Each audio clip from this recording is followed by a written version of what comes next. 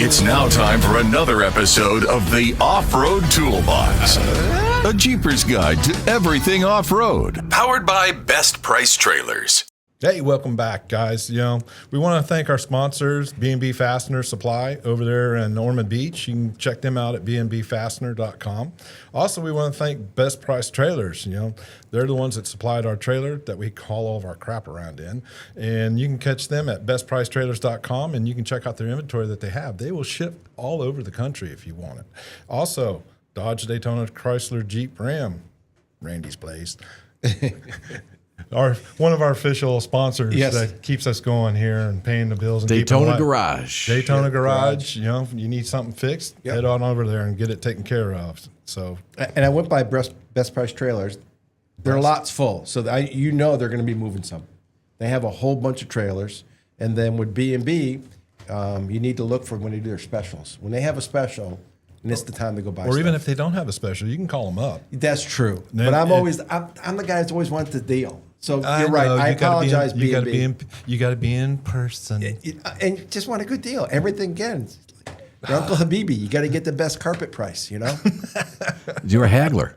But you learned that a long time ago. You said overseas, right? Yep. Mm-hmm. All right. Yeah. Both of us have. Yep. Yeah. Okay. So it's interesting. Yeah. It's crazy. And it doesn't leave you. It's like, let's see what I can get out of this one. Always, hey, what you got on sale? What do you really want to get rid of? Let's see if I want. Exactly. But they have all good stuff, really. So all of them. He has DeWalt, Milwaukee. Yep. He has all that. So give him a holler. Yep. And then if you need a Jeep, go see Randy's people. Go see Randy's people. And then if you need modifications, Daytona Garage. Yep. So hey, I heard that you went to the bougie place. The bougie camp over in the Ocala National Forest. Yeah, we went out for a day of decompressing, and it was nice. It still has the damage, and the rebuild, as we should speak, is slowly going. Mm-hmm. Yes, plumbing was just done, new septic system, and it was built before there was permits, and it was actually built a long time ago. Well, you stop and think about it. It's gone through all these hurricanes and still stands. It was built right after World War II. Yeah, it's been around a few years. That's real wood. It was actually not yellow wood. It was the joke was it's scrap lumber because the in-laws, they own Dunn Lumber, so they own, I guess, 6 or 8 lumber yards at one point. Yeah, so they had stuff that wasn't exactly perfect. They had scrap lumber, and it's still standing. I mean, that's but the roof needs to be fixed and some other things. Foundation settled it a little bit, but it's still it was low humidity, 80 degrees. It was beautiful, and then the wife goes, hey, let's take the long way home through the Ocala Forest. Okay. It was good. It was good, nice. except everything failed that could fail. The only thing that didn't fail was my maps. Your paper maps? Paper maps that are in the back saved the day. So what failed? You were just driving. Your Jeep didn't... But I have my GPS, so my GPS wasn't picking up the trails for whatever reason. Okay. So I'll go to my phone.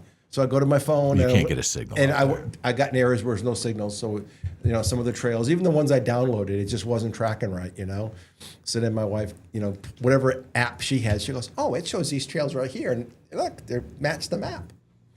So, because we went a different route. We actually went to a long way around. And it was nice. It was nice, peaceful. So let me ask you this. Satellite, would that have helped?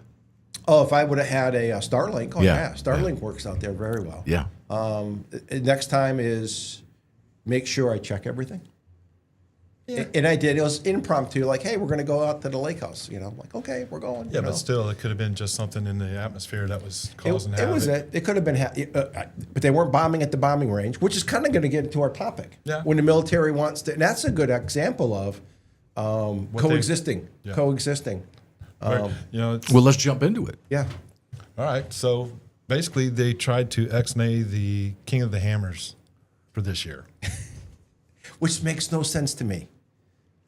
So this is the military taking over. Now you were mentioning they were using it they were wanting to take it over for the airspace, for them to do their training and all that, which is that's appropriate, but not public lands. I think. Okay. I don't know the full story as far as is where King of Hammers is public land, or if it's BLM, or if it's actually military land. Okay.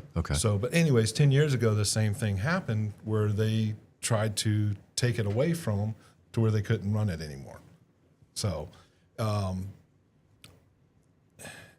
You're looking at your article. I'm reading my article here. Yeah. The coalition actually went September 15th and walked out with them to fight to keep it to where that they could use it and run the King of Hammers. Yep. And the update for that is that they can run the event, but they have to go away within a couple days. They have to have everybody out, everything cleaned up. And then they want to control the airspace. Yeah, and they want to control the airplane. So, which is interesting because a lot of times everything is done by drone, and then any medical evac is done by helicopter. Yep. So it's just, I don't know all the particulars and why they're doing it. Well, what it opened up for me is the fact that you've got government trying to take over something that had been there previously. Yes, and for a number of years. This is For for at least 10 years. Yes. Or more. Let's see, when did 2008 became an official race. So yes. So what was it prior to that? People just going out and having a good time. Yeah, just like they do out on in Ocala National Forest. We're around we have a bombing range. So folks don't know, we have one of the few bombing ranges that are around. And the military comes in from all over and they just post a notice. Yep. Your cable is hitting the microphone there, guy. Is it? Oh, Yeah. sorry you about want that. to keep that away. There you go. That's all right. Sorry. I don't want to choke the microphone, but Okay. so but they coexist and they let things know, and and it's pretty because so people are driving around when they're dropping bombs. Sometimes they're inert, and sometimes they're not. And but Inert, you mean?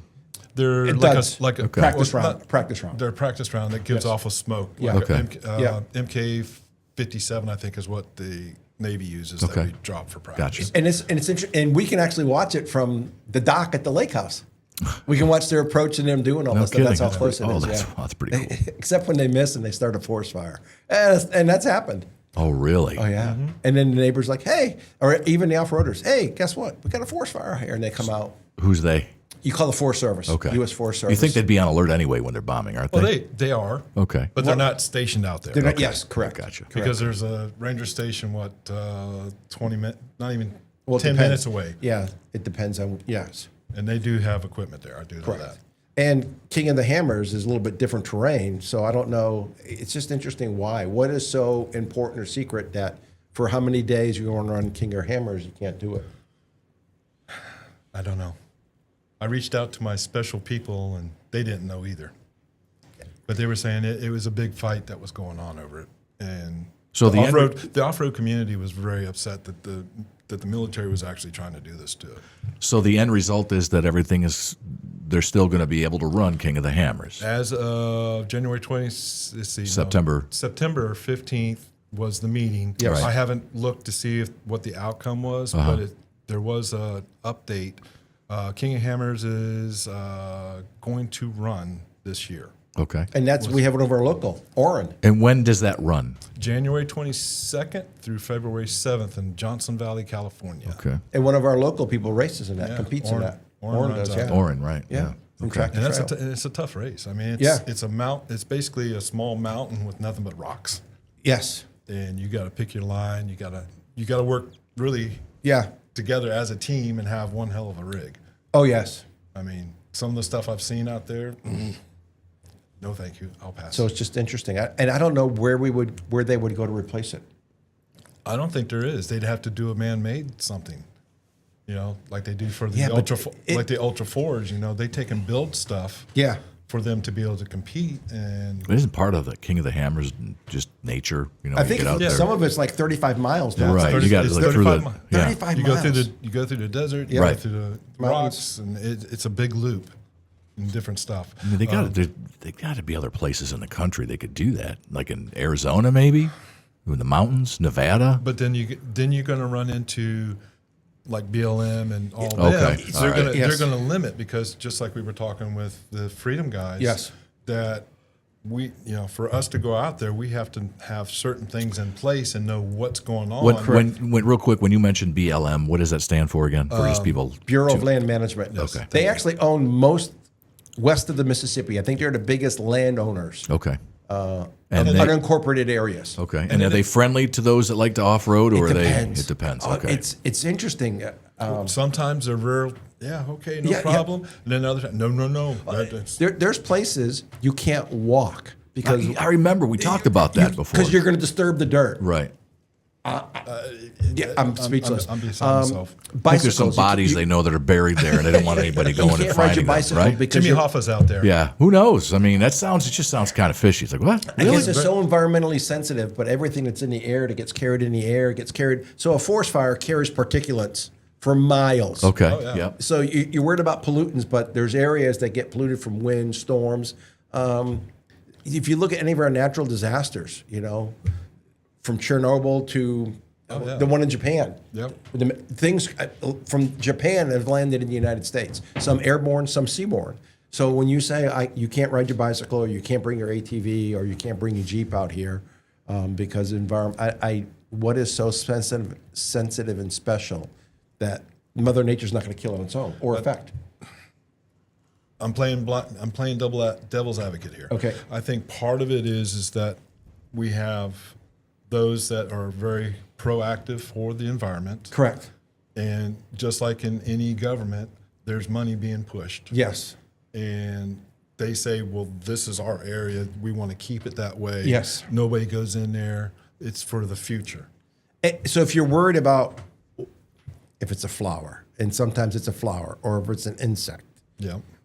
bird, turtle. But some of those things, though, we can help Mother Nature, and we do. Without a doubt, we do. And so my question is, why can't we do that more in more cases? So instead of closing everything off, okay, what do we do to preserve it? How do we do this? Hey, okay, stupid things like in Maine, the lobster industry, they're getting certain lobsters, bringing them back in hatcheries. Yes. And that's pretty cool. Yeah.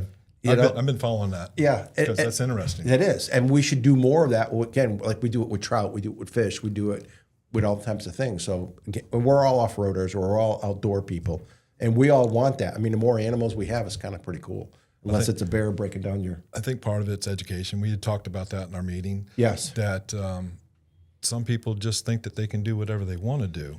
And that's one of the reasons why On both sides. On both, exactly. Because we have people who can want to tear everything up. Like, just go. Enjoy. Like, not instead of leave no trace, leave minimum trace, because it's kind of impossible. Right. Yeah, don't go out and... Unless we're going to put carpets on our shoes like the people sneaking over. Sneak in. Right, We're going to put carpet on our tires, so but... be quieter. Be quieter, yes. So we have on both sides, people who tear things up and then people who get a little bit too much. We got to find a common ground somewhere. Yes. Because we have lost a lot of trails that we can't go back because they will not open them back up. Yeah. And they've already said that. So And we got that coming up on some other shows. We got some things coming up with that. Yep. And I'm sure how we're going to talk about facing what we're going to do at Freedom 250. Yeah. I mean, we got our job cut out for us, from what I gathered. We got to do it right. Oh, and I believe in that. So I have no problem. I'm a big proponent of bringing a spill kit, especially in environmental sensitive areas. Without a doubt. Some people even know what that is. Water. No, the spill kit is just kidding. absorbent pads, Right. Yeah. stuff. So if you have anything that leaks, you can, and I agree with that. I mean, it's cleaning like up. $20 for a pad. Or for a big pad, or 'cause I just brought one. in a garbage bag. Yep. All of us should be carrying shovels. Again, pick it all up, put it in a bag, take it out, Where do you put it when you take it out? dispose of it wherever they have. They should have places where you can dispose of things. So almost like recycle bins. Right. Okay. Or go, because some things they don't want to go directly out to the landfill. They're going to want it to go to where they can, like, Sterilize oil. it, pull it across. Yes. So it doesn't cause any harm. Yep. Okay. I get it. But yeah, it's a tough thing. I mean, it was kind of disappointing hearing that they were going after the area out there for the King of Hammers, but it looks like at least for this year they've worked out a agreement that it'll run, but then they have to have everybody out there in a certain amount of time. So in your research, you said $34 million of annual economic income. Exactly. So who's going to make that up? Military ain't going to. No, they're not going to. And it shouldn't be the federal government. We should be able to, okay, how do we make this work? Yeah. And that's my point is, otherwise you're going to negatively affect, free enterprise. Yeah, because and all these people that make money. First, the entry fees. Yes. Second is your vendors that come out. Yep. Third is your food folks that come out.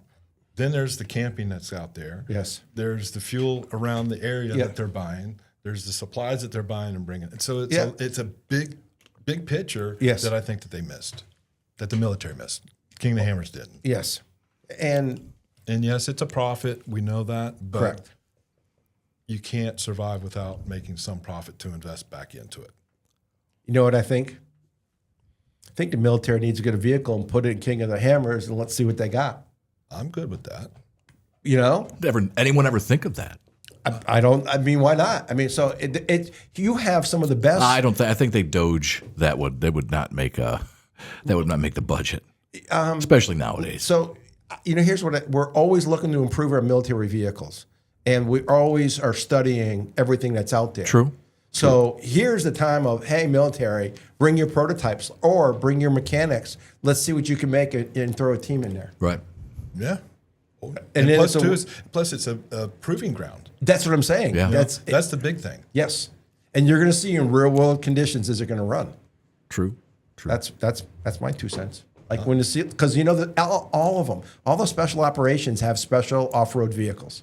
They've got UTVs, Well, you motorcycles. teach some of them. Yes, Right? they have. So come on, let's pony up. Well, you Pony got up. the idea. Now you need to talk to them about that. Well, we'll get the was it the Blue Ribbon Commission? Yeah.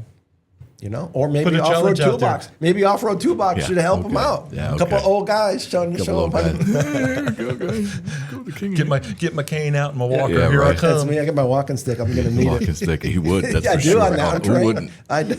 I mean, that's I hear that. It's good times. Yeah. But yeah, so I'm glad that the Hammers will be around this year. We'll see what happens for next year. Maybe Yes. we'll reach out and make that Yeah, suggestion. you know what? That you should really. You guys. I mean, Bart. I know that we're joking about this, but No, but we're there's a serious little bit about of it. serious. Why not? You know people, right? You know some It would people. be a worthy event on both sides. You And got a guy? I'll make a couple. You got a couple You're only guys? about three or four phone calls away. Okay. I mean, that's For usually, you. Hopefully, yes, sir. Yeah. Hopefully, yes, sir. 3 or 4 phone calls away to say, hey, why don't we do this? Why don't you guys look at that? Again, especially with the Marines, Expeditionary Forces, all their stuff. On Yes, top the of SEALs. that, it's a great recruitment thing. Well, that would actually- be. Yeah, that's enough for the kids. That's Yeah. a payoff. Yeah. Yeah, that's true. I mean, that's good point there. Very good. Yes. All right. Anything else you can think of? Because I ain't got nothing. No, that's good. And I'm glad you brought it up, and it's something that we all need to be cognizant of and enjoy. All right. Well, let's go eat. Let's go eat. All right. All right. All right, guys. Thanks for tuning in, and we'll see you next time. Stay safe out there. And there you have it. Don't you feel smarter now?